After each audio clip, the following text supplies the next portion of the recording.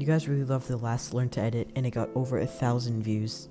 So today I'm going to make a second one. What's up guys, in today's video I'm going to be showing you how to do the perfect shake effect to really add some sort of impact effect to your clip and even to make it a perfect standalone effect. Follow all of my steps and settings carefully to perfectly enhance your clip for your next montage, and let me know in the comments how it turned out.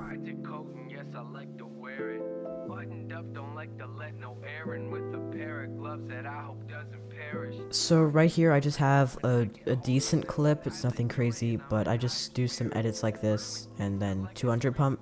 And I don't have really any effects on here except the extreme slow-mo I taught you guys how to do in the last episode. I just have a little tiny transition opener right here, and then I have my song and the wind effect when I kill. So I'm gonna play the clip for you right now without shake, and I'll show you guys what it looks like.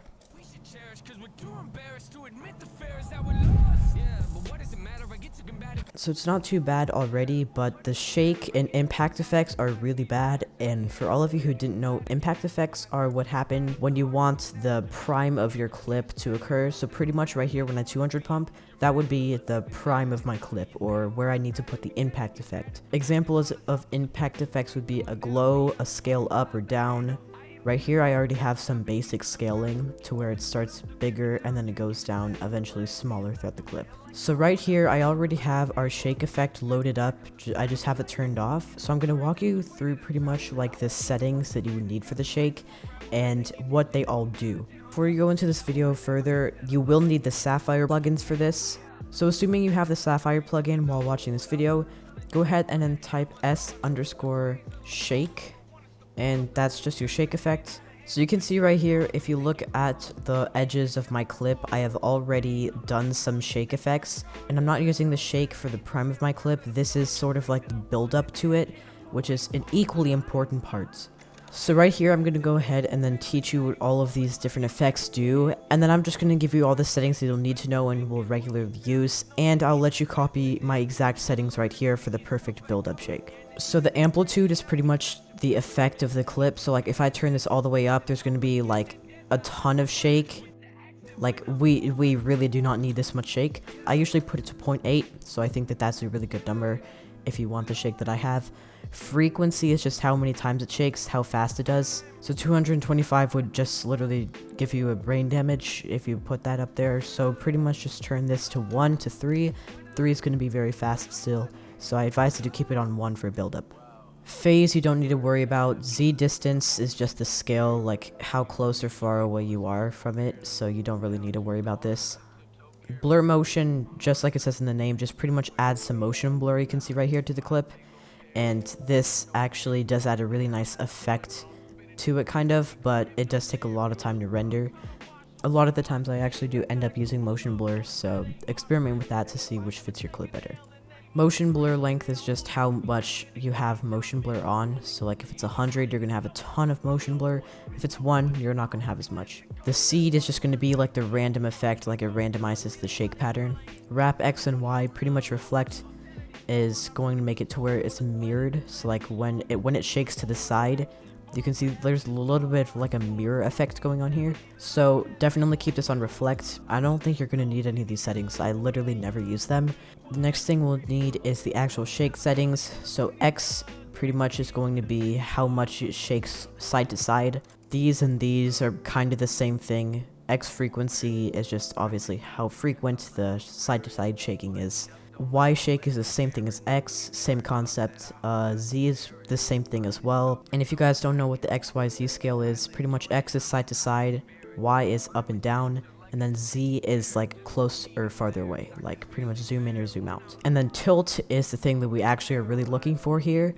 And pretty much tilt makes it like rotate like this, kind of like to the side like I have right now going on. However, just using tilt is really bad. It'll make your effect look horrible, and I do not advise that you use just tilt. You want to have some of the each effects in here, despite what other people say on YouTube. Because this editing series is more advanced than just learning the basics, that's why I'm going into more depth. So now it's time for my settings.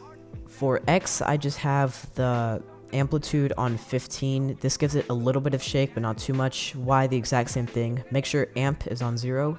That should be the default. Z I have on Amplitude as 15 down here, and then I have the top one as 5, and then I have the bottom one as 3, so it's 5 and 3. And this will give you the same shake that you saw in the clip. And that's what you need for the build-up shake. Now that I've already went through all the settings, the second part should be super easy.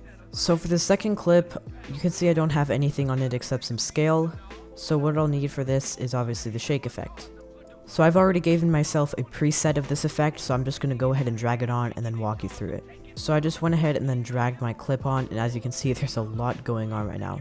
So pretty much what I have is it starts out with a lot of shake right here, and then I keyframed it to go down gradually in shake as it goes on. So for your impact effect, you want the effect to last the entire clip. Even if it's like an extreme effect, just kind of keyframe it down as you go. So kind of go like this. And you can see that there's a lot of tilt there, and it's very frequent. So I'm going to turn the frequency down a little bit, and the reason for that is so I can get some more concentration on the actual shake effect. So I just went ahead and muted the music track so I can focus on the sound effect and the shake. As you can see, it is slower and it looks a whole lot better. However, there's no X and Y, which makes it look really bad, like I said before. So I'm just going to experiment with the settings until I find what I like. So for the Z shake, I don't think I'm going to use that right now, just because I've already scaled my clip how I want to with keyframing. But for tilt, I'm still going to make this around... But for tilt, I'm actually just going to keep it as 2, because that's what I found works best for my impact effect. Y is probably more important than X for your impact, because it gives a little bit of a bounce shake, and bouncing is really good for impact, I found, more than side to side. I don't know why that happens, but that's just how it is. So I'm going to go ahead and then turn Y to 20 to see how that looks, and I'm going to turn X to 15. And let's see what we have. That looks a whole lot better, but we probably could turn the amplitude down just a little bit, so I'll turn it from 10 to 7. And over here from 3 to 2, and that should cover our effect. And that looks really crisp, very nice. So once I render this all out, it should look really smooth. Alrighty, so I just finished rendering. We're going to play it once without music, then with music to see how it sounds and looks. And that shake looks really perfect for impact and for build-up, as you can see right here on the edges. It adds a really good amount of effect, and I just love the way it looks. So now we're going to play with music.